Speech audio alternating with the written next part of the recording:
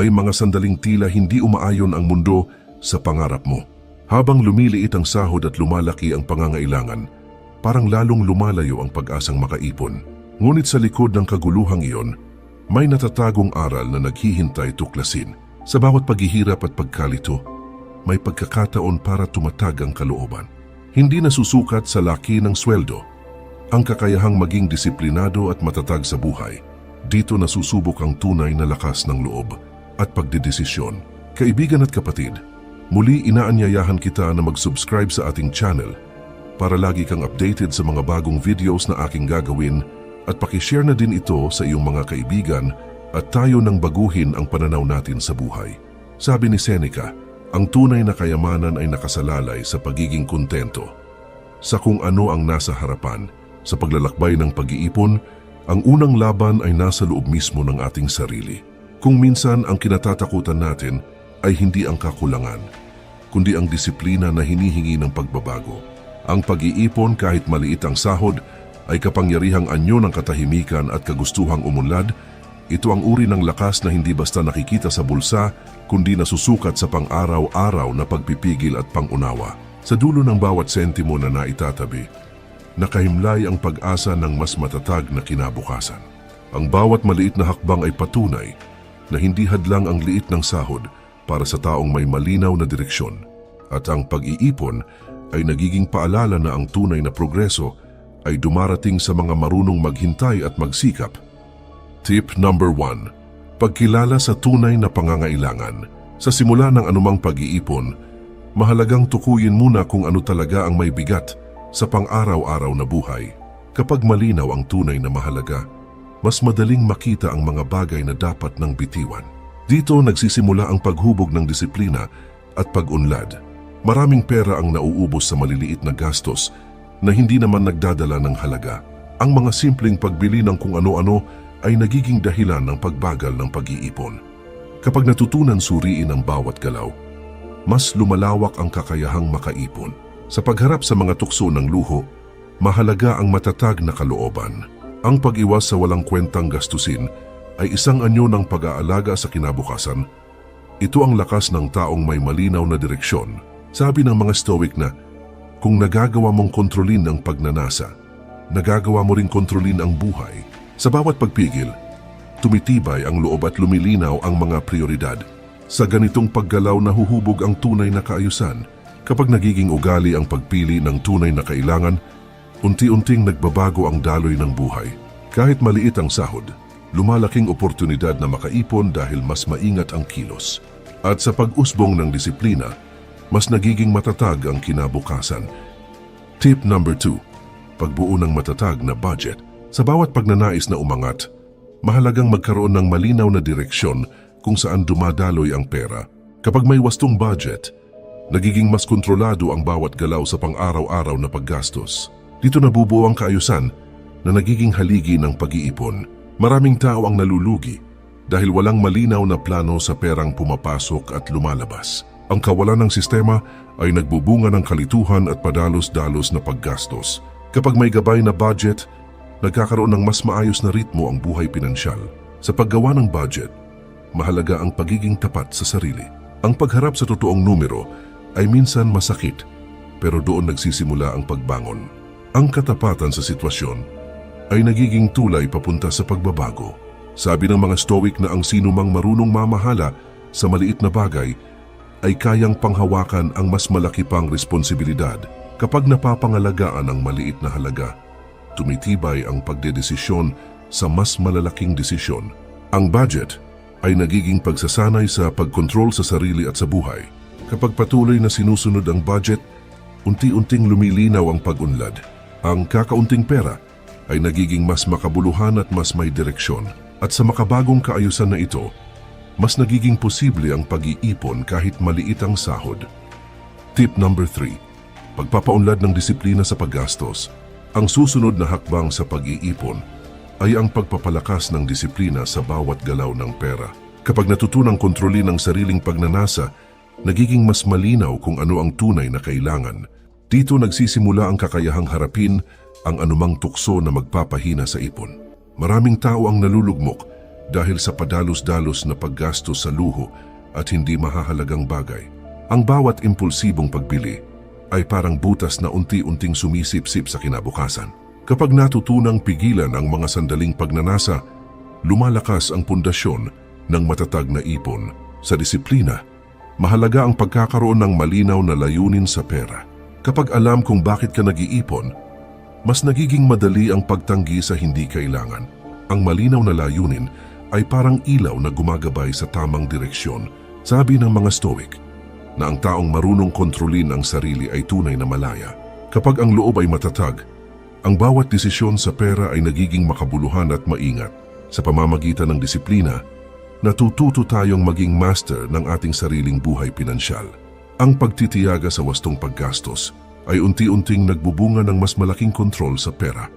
Kahit maliit ang sahod, nagiging sapat ito kung may disiplina at malinaw na plano. At sa bawat maingat na hakbang, mas nagiging posible ang matatag at tuloy-tuloy na pag-iipon. Tip number 4. Pag-iwas sa hindi kinakailangang gastos. Isa sa pinakamahalagang hakbang sa pag-iipon ay ang matutong umiwas sa gastusin na walang hatid na tunay na halaga. Kapag natutunan mong suriin bago gumastos, mas nagiging epektibo ang bawat sentimong inilalabas. Dito nagsisimula ang pagbuo ng matibay na pundasyon para sa kinabukasan.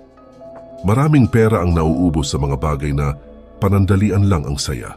Ang mga maliliit na luho na paulit-ulit ay nagiging hadlang sa mas malaking pangarap. Kapag natutong sabihin hindi, mas lumalakas ang kontrol sa sariling buhay pinansyal. Sa pag-iwas sa hindi kinakailangang gastos, mahalaga ang mahinahong pagtingin sa tunay na pangangailangan. Ang pagbibigay prioridad sa kailangan kaysa sa gusto ay hakbang patungo sa kaginhawahan. Ang bawat desisyong pinag-isipan ay nagiging hakbang sa mas matatag na kinabukasan. Sabi ng mga Stoic na ang kasiyahan ay hindi nasusukat sa dami ng ari-arian, kundi sa kontrol sa sariling pagnanasa. Kapag natutunang iwasan ang walang saysay na paggastos, natututo ang isip at puso na mas pinahahalagahan ang mahalaga. Ang disiplina sa paggastos ay nagiging daan para sa tunay na kalayaan. Sa pagtutok sa mga gastusin na may saysay, unti-unting lumalapit ang tao sa matatag na ipon. Kahit maliit ang sahod, mas nagiging posible ang pag-iipon dahil mas pinipili ang tamang gastusin. At sa bawat matalinong pagpili, mas nagiging ligtas at maayos ang kinabukasan. Tip number 5. Pagtitiyak ng emergency fund. Ang pag-iipon ay hindi lamang tungkol sa pagpapalago ng pera, kundi pati na rin sa paghahanda sa hindi inaasahang pangyayari. Kapag may nakalaang pondo para sa emergencies, mas nagiging kalmado at matatag ang isip sa bawat hamon ng buhay. Ito ay nagbibigay proteksyon at seguridad sa sarili at sa pamilya. Maraming tao ang natutukso sa biglaang gastos dahil walang handang pondo. Ang kawalan ng emergency fund ay nagdudulot ng stress at padalos-dalos na desisyon sa pera. Kapag may nakalaang pondo, mas nagiging kontrolado ang bawat hakbang at mas malinaw ang plano sa hinaharap. Sa pagtatayo ng emergency fund, mahalaga ang konsistensya sa maliit na halaga na naiipon araw-araw. Hindi kailangan ng malaki agad, ang mahalaga ay ang regular na kontribusyon. Ang disiplina sa maliit na hakbang ay nagbubunga ng malaking seguridad sa oras ng pangangailangan. Sabi ng mga Stoic na ang paghahanda sa hinaharap ay tanda ng karunungan at katatagan ng loob. Kapag handa sa hindi inaasahan, ang bawat desisyon ay nagiging maayos at may saysay. Ang emergency fund ay simbolo ng responsibilidad at maingat na pamamahala ng sariling buhay pinansyal. Kapag natutunan ang kahalagahan ng emergency fund, unti-unting nagkakaroon ng kapanatagan sa pera. Kahit maliit ang sahod, nagiging posible ang pagkakaroon ng seguridad dahil sa disiplina at maingat na plano. At sa patuloy na paghahanda, nagiging mas matatag at ligtas ang kinabukasan laban sa anumang pagsubok. Tip number 6. Paggamit ng matatalinong pamumuhunan. Ang pag-iipon ay mas epektibo kapag sinamahan ng maingat at matalinong pamumuhunan. Kapag lumalaki ang perang naiipon sa pamamagitan ng tamang investment, mas mabilis nitong naaabot ang pangmatagalang layunin. Ito ay paraan upang ang pera ay magtrabaho para sa iyo at hindi lamang basta nag-iipon. Maraming tao ang natatakot sa pamumuhunan dahil sa panganib at kakulangan ng kaalaman. Ngunit sa tamang impormasyon at wastong disiplina, Ang maliit na puhunan ay maaaring lumago ng malaki sa paglipas ng panahon. Ang kaalaman at tiyaga ang susi sa matalinong pagpapalago ng pera. Sa pagpili ng investment, mahalaga ang pag-unawa sa risk at return. Ang bawat desisyon ay dapat nakabase sa layunin at kakayahang tanggapin ang panganib. Ang tamang balanse ay nagbibigay ng seguridad at mas mataas na posibilidad ng tagumpay.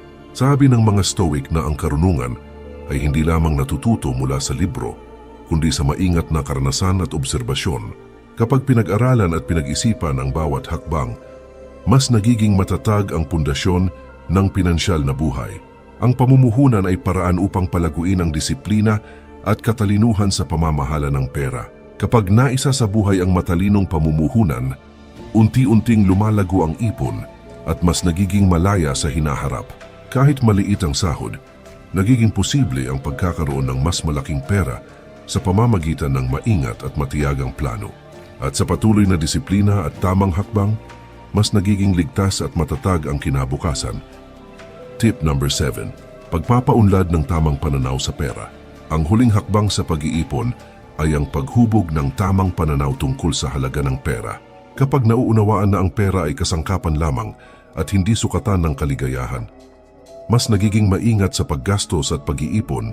Ito ay nagbubukas ng isip sa mas malalim na disiplina at pagpapahalaga sa kinabukasan.